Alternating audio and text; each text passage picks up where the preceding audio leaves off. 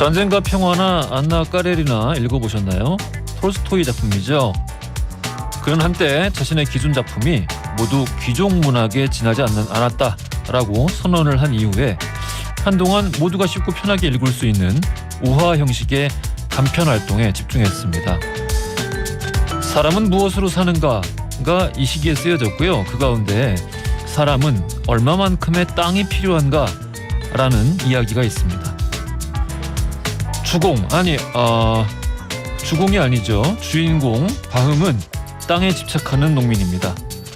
열심히 노력해서 자기 땅을 갖는 데 성공을 했지만 너무 비좁습니다. 그는 비좁은 땅 때문에 불행하다고 느꼈습니다. 그는 다른 땅을 찾아 떠났고 곧 충분히 자신과 가족을 건사할 수 있는 크기의 좋은 땅을 만납니다. 그러나 같은 돈으로 훨씬 더 큰 땅을 살 수 있다는 말에 결정을 뒤집습니다. 마침내 당도한 그곳에서 주인공은 해가 떨어지기 전까지 걸어서 도달할 수 있는 크기의 땅을 헐값에 살 수 있다는 걸 알고 크게 기뻐합니다.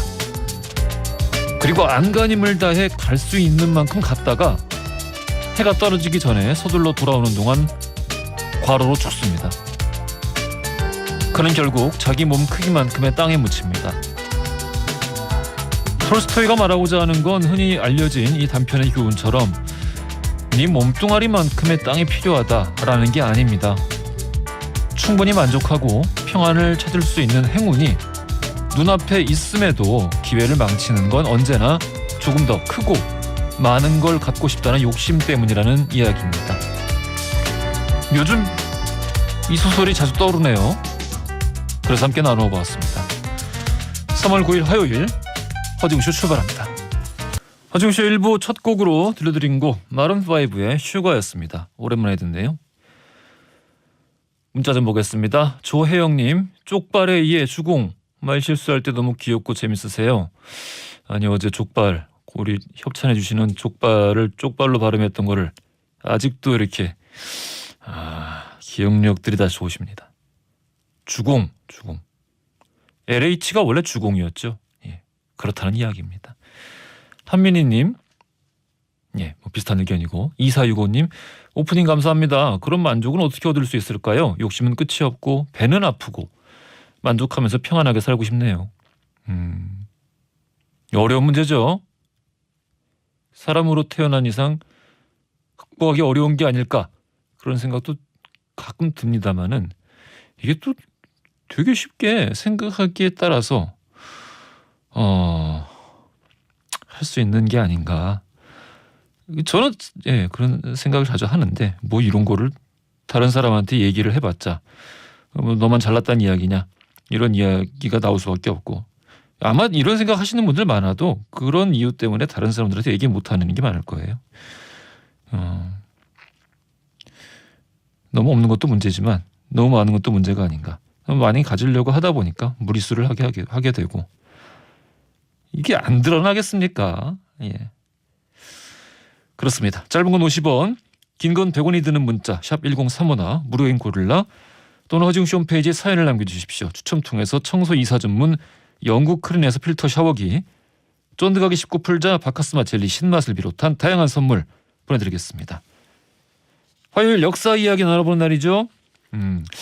어제 예고해드릴 때 주제가 상당히 심상치 않아서 재밌겠다 제가 예상을 하고 있는데 자 오늘 역사 속 터부 금기의 역사에 대해서 살펴보겠습니다. 기대 많이 해주시고요. 광고 듣고 썬팅 교수 박광일 작가 바로 만나보겠습니다.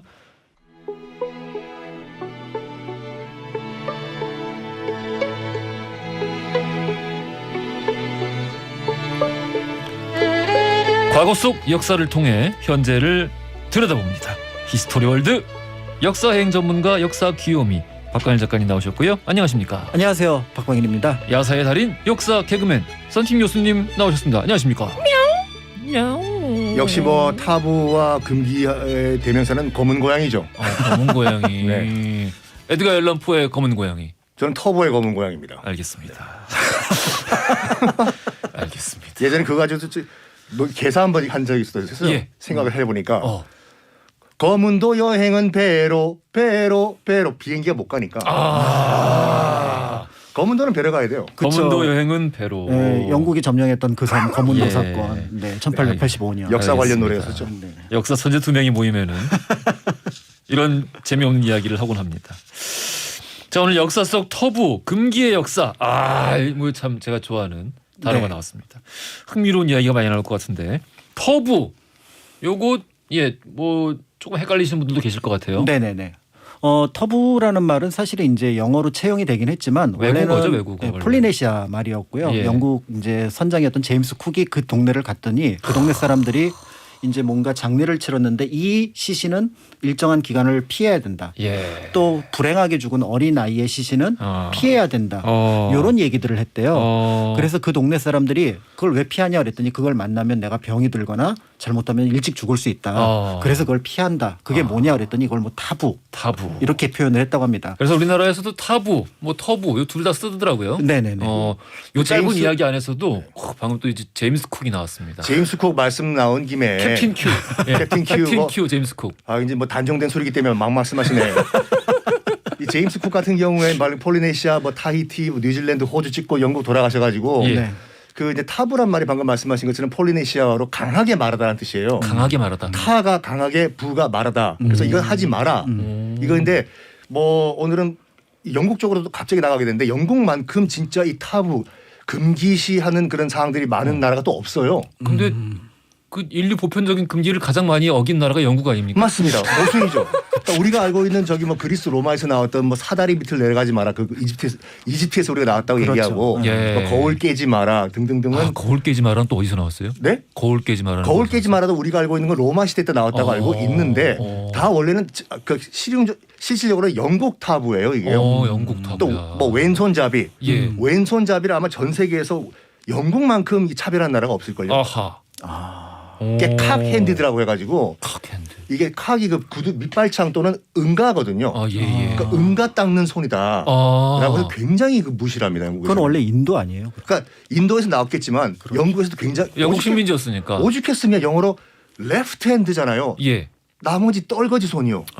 사실은 왼손이 한국말에서도 외라는 말이 별로 안 좋은 말이에요. 반대, 부정 뭐 이런 뜻이에요. 그래서 뭔가 협상을 하는데 100원짜리를 놓고 제가 30원만 얘기를 하면은 썬킴 교수님이 뭐야 하면서 협상할 때 고개를 꼰다 할 때 외로 꼬다라는 표현 쓰죠. 그래요. 맞아요, 거기서 맞아요. 나온 말이에요. 야, 이게 정말 차별을 하지 않고선 견디지 못하는 어떤 어떤 이게 인간 본연의 느낌이 아닌가. 자기 몸에 붙어 있는 건데 차별한단 말이야. 그렇죠. 오른손, 그래서, 네. 옳다, right. 오른손 영어에서도 right hand잖아요. 맞아요. 이거는 떨거지, left hand고. 네. 남아 있는 그런 뜻이죠. 야, 오늘 뭐 시작부터 흥미진진한데 네. 역사 속 터부 금기의 역사 본격적으로 들어가 보도록 하겠습니다. 네네. 어디로 가볼까요? 조선. 조선 얘기 먼저 하죠. 예. 조선왕조실록에 보면은 이제 여러 가지 내용들이 실려 있는데요. 조선 시대 이제 사실은 뭐 한문 소설도 있고 한글 소설도 있는데 유일하게 소설로서 그 제목이 실려 있는 책이 있습니다. 근데 그 실체가 실록에는 나와 있는데 그 내용이 뭔지를 소설 남아 있지 않군요. 1990년대까지 몰랐어요. 그래서 1997년쯤에 갑자기 이제 이문건이라는 사람이 묵제일기라는 걸 썼는데 책이 이렇게 두꺼운데 그 뒤에 이렇게 펼쳐보니까 숨겨놓은 몇 장이 발견이 된 겁니다. 이런 거 좋아. 그래서 이 책이 가만히 보니까 거기 나오는 주인공 이름이 실록에 나와 있는 그 주인공, 그러니까 책 제목의 주인공과 맞아 떨어졌던 거죠. 그래서 그 내용을 확인해서 지금은 널리 알려지게 된 설공찬전입니다. 설공찬전. 네, 그래서 당시에 이 내용이 중종 때 실렸던 이유는 이 책이 확인된 지 3일 만에 이 책은 금서로 더 이상 누구도 볼 수 없는 만약에 봤다면 큰 벌을 받는 그런 책으로 결정이 됐던 거죠. 내용에 뭐가 있길래 이렇게 그러니까 금지를 내용은 했을까요? 사실은 굉장히 소박한 내용입니다. 네. 어떤 내용이냐면은 예. 그 설충난이라는 양반이 순창에 살고 있었는데 근데 이제 그 양반에게 딸과 아들이 있어요. 근데 딸과 아들이 둘 다 안타깝게 일찍 죽습니다. 근데 딸의 이름은 이제 소설의 일부가 남아있지 않아서 밝혀지지 않았고 아들의 이름이 바로 설공찬이에요. 그런데 어느 날 그 사촌집에 그 사촌에 갑자기 딸이 빙의가 된 거예요. 죽은 딸이. 딸이 빙의가 됐다. 네. 그러니까 설공침이라고 하는 그 설공찬의 사촌집에 그 앞에 그 설공찬의 누이가 죽었잖아요. 그 누이의 귀신이 씌인 겁니다. 그러니까 당연히 박수 불러다가 구슬했죠. 예. 그랬더니 처음에는 그 귀신이 안 떠나려고 누이 귀신이 안 떠나려고 막 버티다가 나중에 저주를 합니다. 나보다 더 강한 애가 올 거다. 이거 나를 보내면. 되게 재밌는 소설인데요. 네. 그래서 나를 보내고 어. 누가 오냐 그랬더니 내 동생 설공찬이 올 거다. 아, 그러니까 아니나 다를까 무섭다. 박수가 그 귀신을 쫓아냈는데 다시 설공찬이 들어온 거죠. 그러니까 이제 설공찬이 들어왔는데 또 박수를 불렀죠. 그랬더니 이제는 만약에 나를 쫓아내려고 한다면 이 아이의 신체가 이상해질 거다. 문드러질 거다. 엑소시스트. 네, 그래서 그 설공침이라는 그 사촌 몸에 들어간 설공찬은 결국은 쫓아내지 못하고 같이 살아야 되는 거죠. 그러니까 여기까지는 일반적인 예. 소설의 이야기인데 왜 타부 시대였을까? 그렇죠. 약간 좀, 근데 예. 이제 문제는 그 설공찬이 저승 얘기를 합니다. 내가 지옥에 가봤더니 말이야. 이제는 거기 이제 살게 하는 거잖아요. 설공친 몸속에 설공찬이. 그래서 내가 저승에 가봤더니 말이야. 뭐 이렇고 저렇고 염라대왕한테 누가 뭐 뇌물도 쓰고 뭐 이런 얘기를 하는 거예요. 단테의 신곡인데요. 네. 그런데 거기에 흥미로운 게 이제 몇 가지가 남녀가 구분이 없다. 거기서는 여자도 실력 있으면 관직에 올라간다. 거기 좋네. 네. 그런 얘기도 하고 그다음에 이제 신분도 별 차이가 없다. 죽었으니. 잠깐 이거 시간 여행 소설 아니에요? 그런 얘기를 하는 거죠. 그래서 거기까지만 하더라도 약간 불온한데 근데 갑자기 거기는 왕이라고 하더라도 만약에 그 사람이 반역을 하게 되면은 아무리 착한 왕이라도 벌을 받는다. 왕이 어떻게 반역을 해요? 가능하죠. 어떻게? 중종. 아. 뭐야? 이 책이 나온 때가 중종이잖아요. 중종 때. 중종 반정이잖아요. 예. 중종이 아무리 착하다고 하더라도 연산군을 쫓아냈잖아요.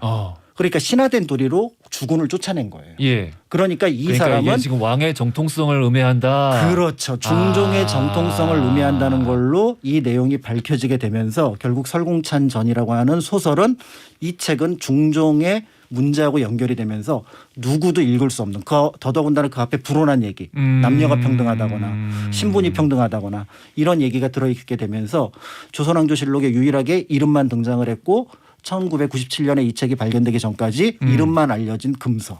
근데 그 너무 이유가 그냥 이렇게 읽으면서 대부분의 그 시민이 아니고 백성들은 그거를 그렇게 연결짓지 않았을 것 같은데. 아마 근데 그게 중종 시기였기 때문에 사람들 인상에 다가오지 않았을까라는 생각이 들고요. 사실은 이제 이 소설의 저자가 누구냐면 채수라고 하는 인물입니다. 예. 이 채수라고 하는 인물은 뜻밖에도 중종 반정의 공신이에요. 그러니까 이제 연산군 시절에 연산군에 대해서 여러 충언을 하기도 하고 그다음에 이제 또 벼슬살이도 하면서 밖으로 그러니까 쫓겨다니기도 하고 그랬는데 어찌하다가 중종 반정의 4등 공신이 됩니다. 4등에서 참 기분이 나빴구나. 아니요. 근데 그게 본의 아니게 아마 가만히 소극적으로 있다가 공신이 된 것 같아요. 그러니까 자기가는 이 벼슬을 하는 게 민망하다 싶어가지고 고향으로 내려옵니다. 적극적인 동참자가 아니었구나. 그렇죠. 그리고 내려와서 가만히 생각을 해보니까 아무리 그래도 그렇지 신하가 된 도리가 왕을 고쳤을지언정 쫓아내? 라는 게 그의 생각이었고 그의 생각을 담은 것이 바로 설공찬 전이었다라고 분석을 하고 있습니다. 연산군을 어떻게 고쳐? 그러니까. 근데 뭐 지금 그 아까 왼손잡이 얘기하셨잖아요. 예. 그 가만 생각해 보니까 그 영국에서 그 확산이 됐다고 하는데 그 근원은 로마 시대예요. 왜냐하면 우리가 악수를 하는 거는 다 아시다시피 내 손에는 무기가 없다는 것을 상대편이 보여주면서 서로 손을 잡는 거지 않습니까? 근데 이제 로마 시대 때 이제 시저가 한번 당했다고 해요.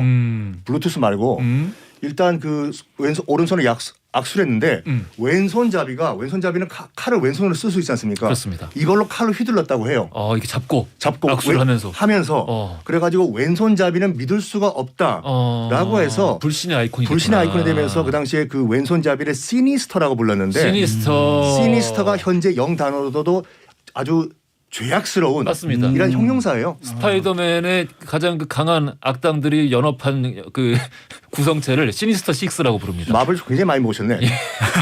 그래가지고 그 영화 글래디에이터 보셨죠? 예. My name is Maximus, the Great Roman Empire, the General.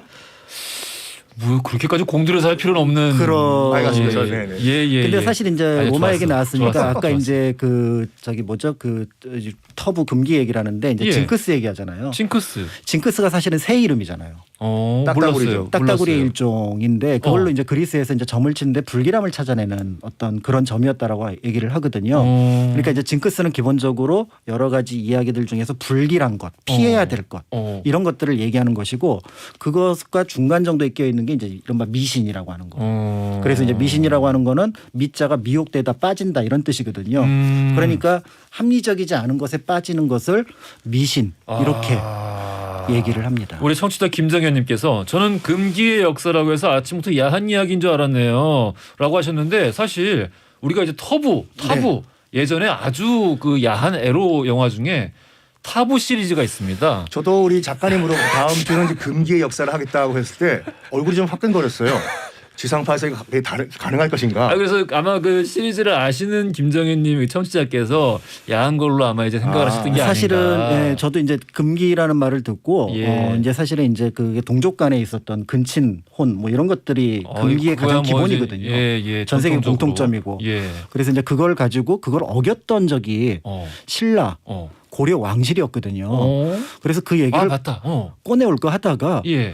거기 족보가 너무 복잡해요. 어. 그래서 오늘은 그걸 분석하는 거는 나중으로 미루고 언젠가는 한번 다룰 기회가 있을 것 같아서 그 얘기 대신 예. 소박하고 그다음에 굉장히 학술적이고 합리적인 금기의 역사를 가지고 온 겁니다. 근데 뭐 아까 이야기를 쭉 들어보면서 저는 자꾸 이제 그 안에서 뭔가 코드를 끄집어내서 이렇게 금지를 시키는 게 뭔가 이제 검열의 역사라든도 뭐 연결이 되고 맞습니다. 제가 정말 좋아하는 영화 중에 박치기라는 영화가 있는데 네. 그래서 제가 가장 좋아하는 대사가 극 중에 그 라디오 PD님이 말씀하시는 내용이에요. 세상에 불러서는 안 되는 노래란 없다.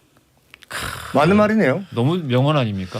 아니 근데 지금 이렇게 금기라고 하지 말라고 하는 거 여러 가지가 있지 않습니까? 지금 김정희님께서도 문지방 밟지 마라 뭐 등등등 이사 갈 때 밥솥을 먼저 들고 가라 등등등등 어떻게 보면 애군을 피하기 위해서 이런 것들을 하지 않습니까? 이런 행동을. 그렇죠, 그래서 그렇죠. 여기 좀 써주셨잖아요. 네. 상갓집 가면 소금 뿌리고. 소금 뿌리고 거기 음식 들고 오지 마라 등등등등. 여러 가지가 있는데 이런 애군을 피하기 위해서 별의별 그 시스템들을 다 사회적으로 만들어요. 네.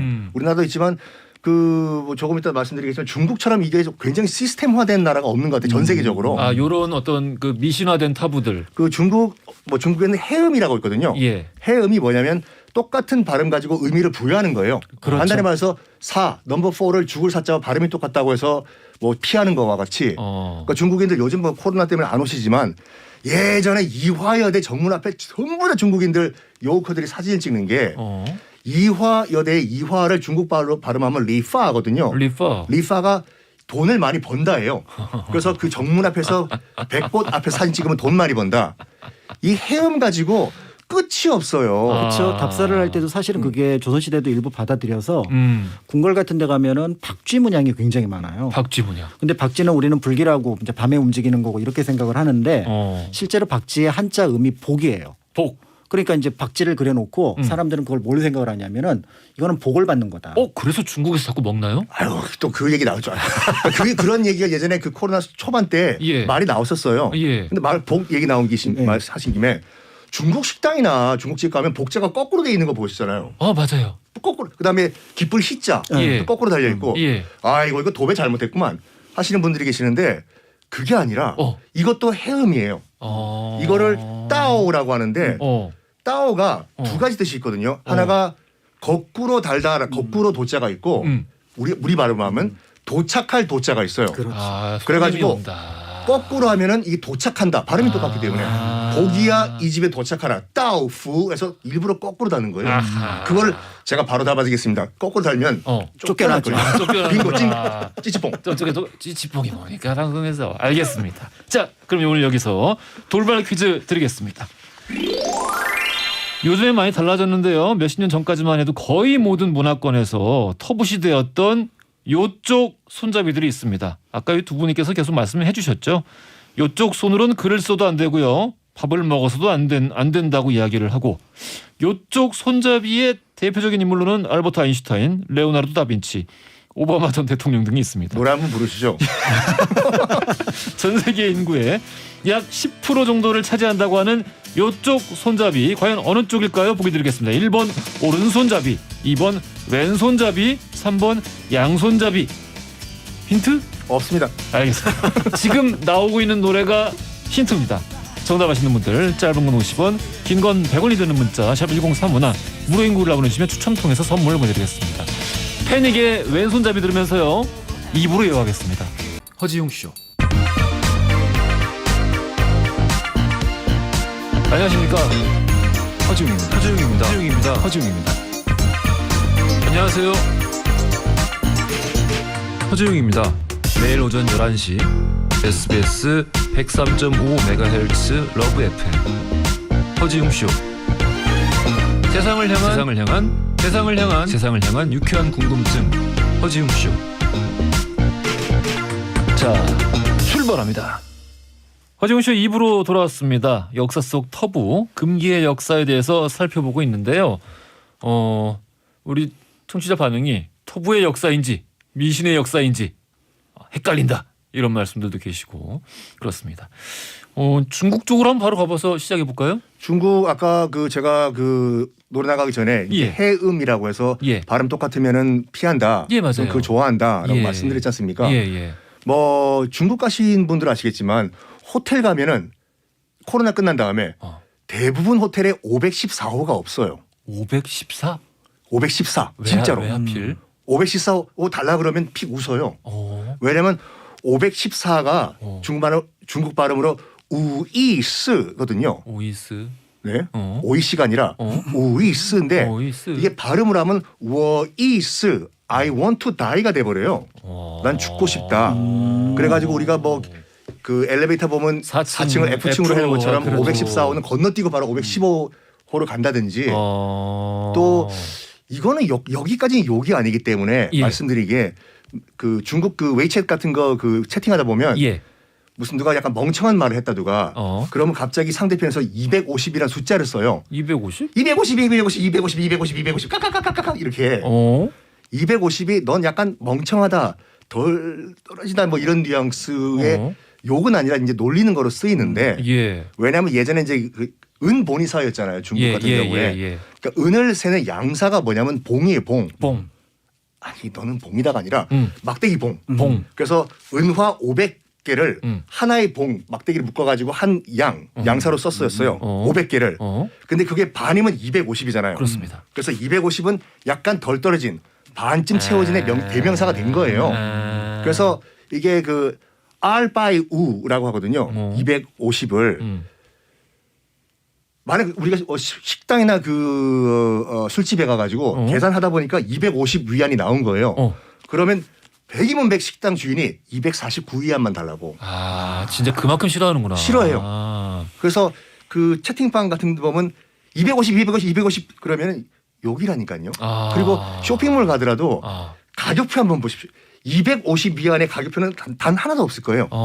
욕이니까 이거는. 그러니까 이게 뭔가 그 딱 완전한 숫자에서 뭔가 채워지지 않는 이런 거에 대해서 좀 그 나쁜 이미지를 약간 가지고 있다는 반쯤 찬 거예요. 이런 뉘앙스인데 기독교 문화권에서도 이 6을 굉장히 좀 꺼리끼는 게 이 그 기독교 세계관에서는 7을 가장 완전한 숫자, 가장 그 신을 대표하는 숫자로 생각을 하는데 중국에서 되게 싫어해요. 1이 모자라서 그렇죠. 그 6이 되었기 때문에 6을 그렇게 싫어하거든요. 그 심지어 이제 나중에는 그 계시록에서 666에 대한 이야기도 나오고 그러면서 뭐 여러 가지 이야기들이 파생되는데 그 숫자를 싫어하는 7을 싫어하는 이유는 또 뭐죠? 중국도 발음이 굉장히 중요한데 예. 4 같은 경우에도 죽을 스와 비슷해서 싫어하고 3도 되게 싫어요. 2, 3, 산이 해산할 때 산자와 발음이 똑같다 해서 3을 좋아하면 헤어진다. 그리고 7 같은 경우에는 치로 발음하는데 치가 그러니까 기질할 때 기자거든요. 기운할 때. 기운. 그게 약간 성치가 중국말로 화예요. 치를 좋아하면 화를 낸다고 해가지고 제일 좋아하는 게 팔자죠. 빠빠빠빠빠빠 자동차 번호 빠빠빠빠빠빠 888888은 몇 억씩 거래가 되고 있죠.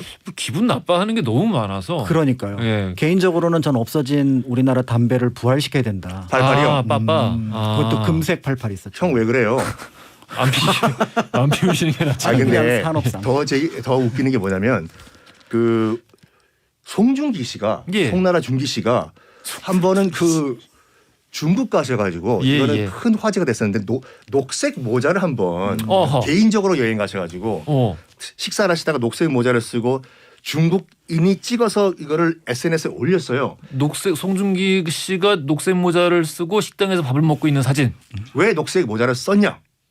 그리고 예전에 이 런비맨이라는 프로그램에서 예. 네 거기서 한번 멤버 중에 한 명이 중국에서 그 런닝맨 SBS 아니야? SBS 거니까 얘기했죠. 삐링맨에서 멤버가 한 명 녹색 모자를 쓰고 그 녹화를 한 적이 있는데 예. 그 중국에서 굉장히 약간 안 좋은 쪽으로 화제가 됐어요. 왜냐하면 중국에서는 남자가 녹색 모자를 쓰면은 부인이 바람 핀다는 뜻이에요. 지금 우리 집 부인이 외도를 하고 있다라는 신호라고요? 내 욕이에요. 우리 부인은 외도 중이다.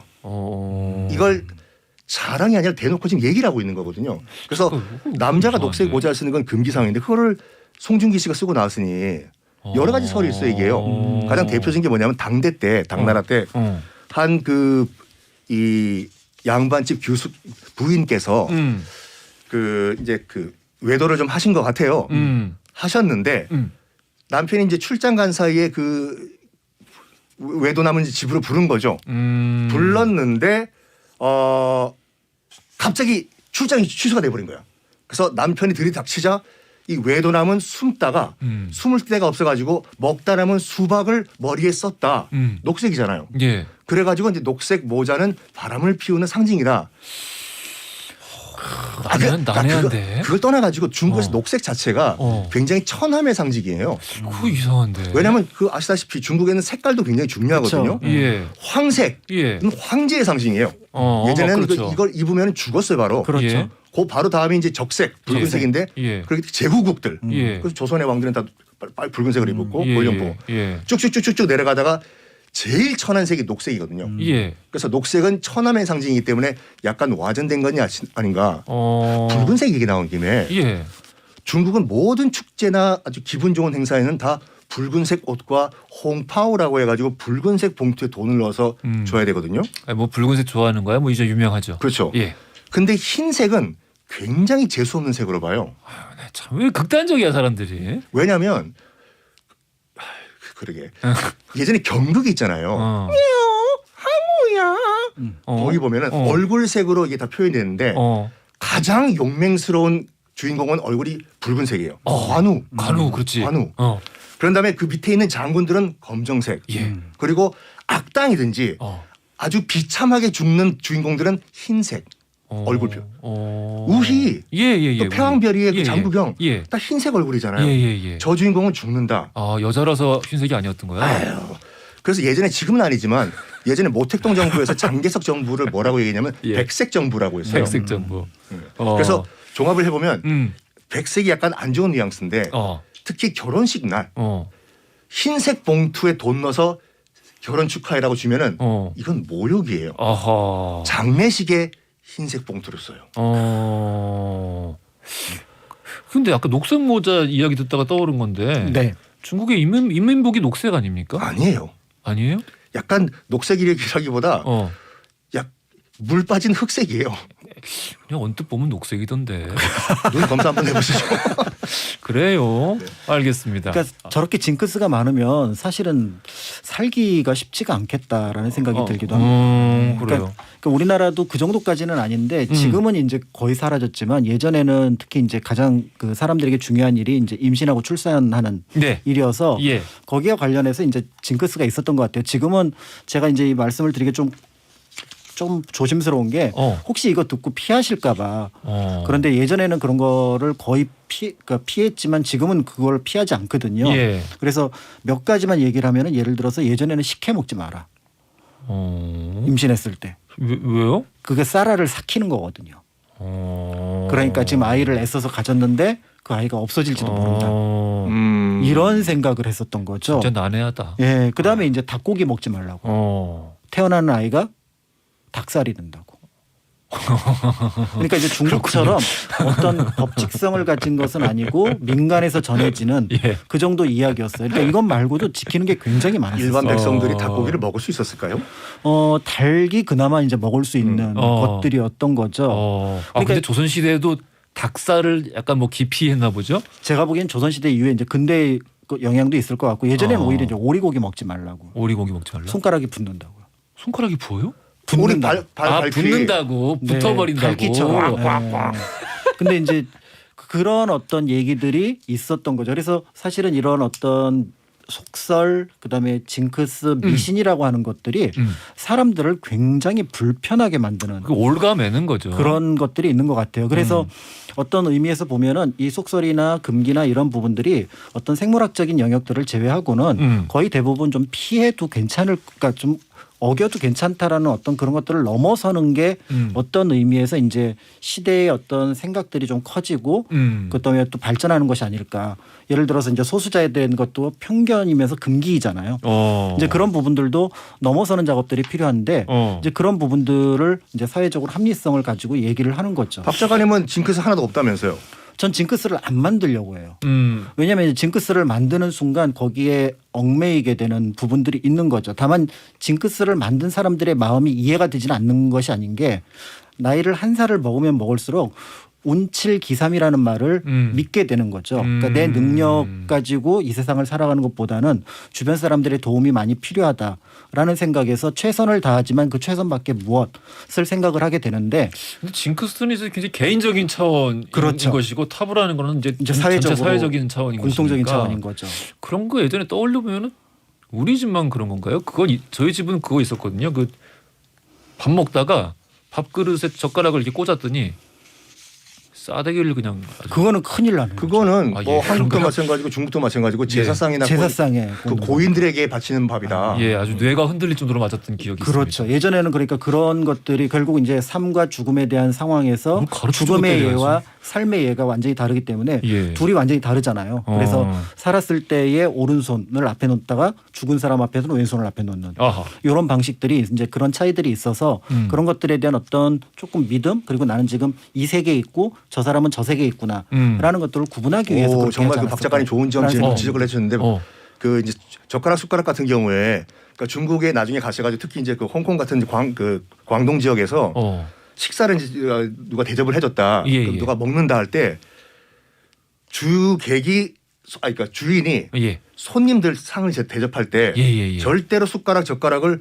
밥그릇의 왼쪽에 놓으면 안 돼요. 이거는 왼쪽. 죽은 사람 제사상에 놓는 그 위치고 항상 오른쪽에 놔야 되고 어허. 특히 이제 뭐 이것도 논란이 많긴 많은데 생선 같은 거 생선을 뒤집어 먹어도 되나 안 되나. 그러니까 지금 뭐 베이징이나 이 북부 지역, 화북 지역에서는 다 뒤집어 먹는데 특히 이제 광동 지역, 해안가, 복건성 여긴 아직까지 생선 요리가 딱 나왔다. 이거를 위에 다 발라 먹은 다음에 우리는 헷가닥 뒤집잖아요. 그럼요. 그렇죠. 예. 뒤집으면 백로 그 고기 잡으러 나간 배가 뒤집힌다. 아 뭐야. 아, 그렇죠. 그렇구나. 그렇게 연결지는구나. 깜짝 놀래요. 왜 고기 생선 뒤집지 말라고. 아. 살짝 등뼈 발라낸 다음에 그대로 먹어라. 해안가 그렇죠. 사는 사람들이다 보니까 또 이제 그런 식으로. 그런 또 이거 미신이 있는 거죠. 이게. 우리 7777님께서 이렇게 보내주셨습니다. 제 전화번호 뒷자리가 7777인데 그래서 중국인들이 제일 싫어하겠군요. 어쩐지 보이스피싱이 안 오더라니 라고 보내주셨습니다. 진짜 되게 싫어요. 치치치치라 가지고. 그걸 랜덤으로 이렇게 돌려가지고 만약에 뒷번호가 이렇게 배정이 되면은 이제 중국 사람 같은 경우는 다시 받는 거죠.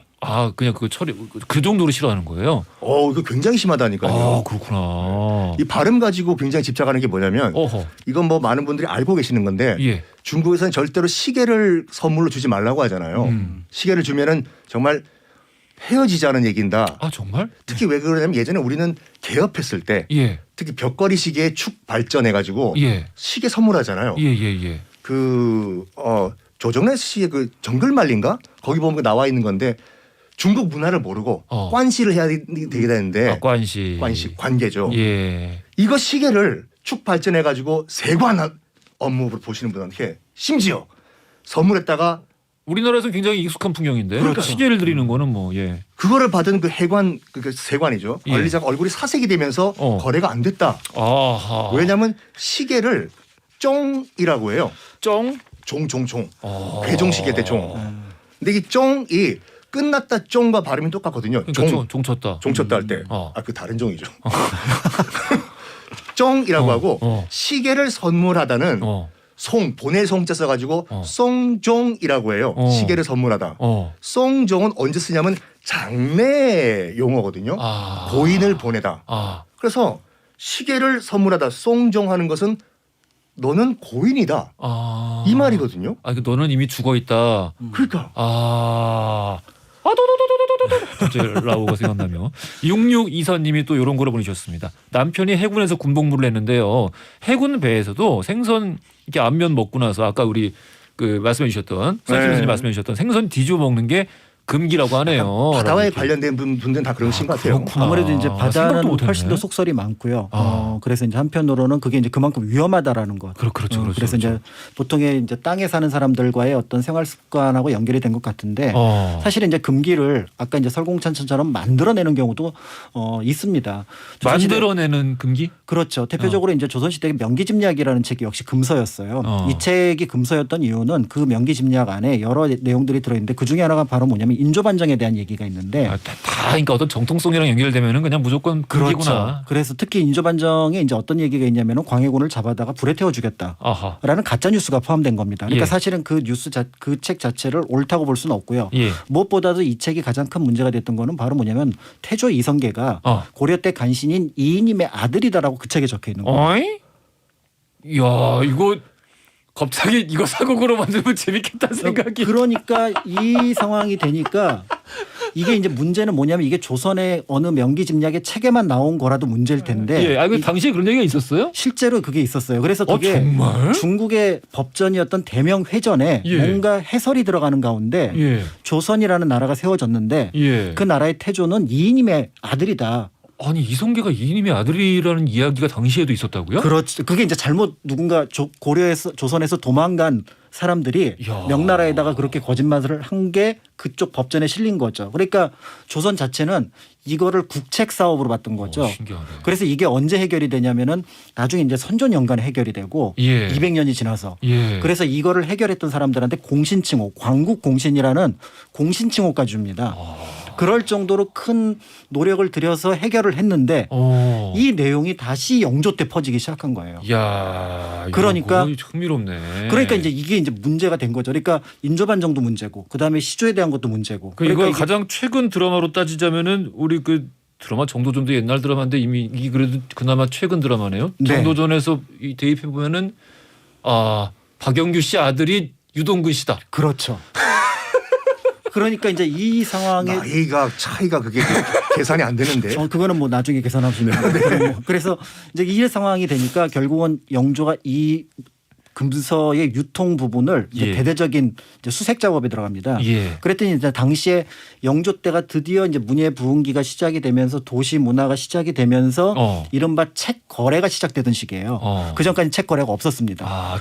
중고 책 거래가 이렇게. 예, 상업적인 책 거래가 없었는데 예. 근데 그 책 거래를 하던 사람들을 책회라고 얘기를 하는데 책회. 예, 도매상들이죠. 그들이 이제 이 책을 몇몇 유포했다라는 사실을 확인해서 이희천이라든지 그다음에 이제 몇몇 사람들을 잡아다가 차명을 합니다. 아이고. 그래서 거기에 관련해서 죽은 사람이 100명이 넘는다라는 게 실록에 기록이 되어 있었던 거죠. 결국은 최고 권력자나 나라의 정통성에 대한 오류를 이제 해결하겠다라고 하는 부분들이었고 그래서 사실은 이제 가짜 뉴스라고 하는 부분들이 이미 이제 조선 시대에도 존재했다라는 것들을 보여주는데 그 가짜 뉴스 중에서 그것이 국가와 관련되거나 어떤 국가 정통성의 문제가 되면은 이거를 마치 이제 금기 사항으로 봤던 부분들이 있었던 거죠. 야, 오늘 이런 말씀 이렇게 쭉 듣다 보니까요. 저는 진짜 그런 게 별로 없는 사람인데도 불구하고 불현듯이 생선을 뒤집어 먹으면 안 되겠구나라는 생각을. 은연중으로 무의식중으로 해. 머릿속에 이거 이상하다. 박혀요. 이상하다. 나 그거 진짜 그런 거 없는데. 그 뒤집힌다니까. 그리고 제가 아까 이제 해음 얘기하는 거 말씀드린 가운데 그 백미 하이라이트가 뭐냐면은 중국 그 타이완 타이페이에 그 고궁박물관이 있거든요. 예. 원래 중국 베이징에 있어야 될 그 모든 보물들을 다 이제 장개석이 갖고 온 건데 그 중에서 가장 그 소중히 여기는 보물이 뭐냐면 옥으로 만든 배추예요. 옥으로 만든 네. 배추. 옥으로 만든 배추인데 그건 또 상설 전시가 아니야.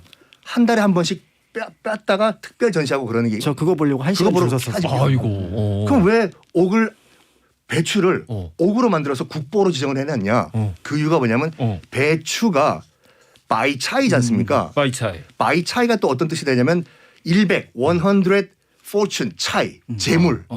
그래서 예전에 중국인들은 그 정말 소중한 사람한테 선물을 줄 때 어. 옥으로 만든 바이차이 배추를 선물로 줬어요. 아하. 돈 많이 버시라고. 아. 그거를 지금 타이페이 고궁박물관에 딱 이 보물로 국보로 보관하고 있는 거예요. 배추김치. 그렇죠. 뭐요? 뭐 요즘에 중국이 배추김치를 아, 예.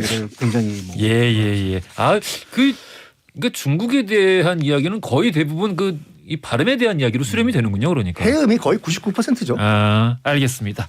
자, 오늘 이렇게 역사 속 터부 금기의 역사에 대해서 알아봤고요. 김정현님, 진짜 금기는 2부작으로 다음번에 야한 거 가나요? 라고 또 보내주셨는데 저희가 상의해보고 결정해 보도록 하겠습니다.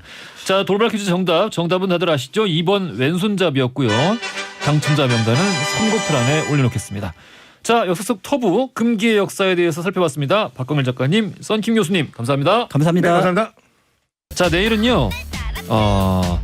너튜브 채널 피식대학에서 비대면 데이트로 이제 뜨거운 웃음을 선물하고 있는 개그맨 네 분을 만나보겠습니다.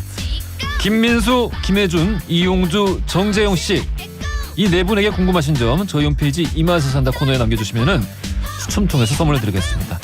피식대학 저도 한번 찾아봐야겠네요. 자, 오늘 끝곡으로는요 크레용 팝의 빠빠빠 준비했습니다. 이 곡 들으시면서 저는 내일 아침 11시에 다시 찾아뵙겠습니다. 지금까지 허중이었습니다.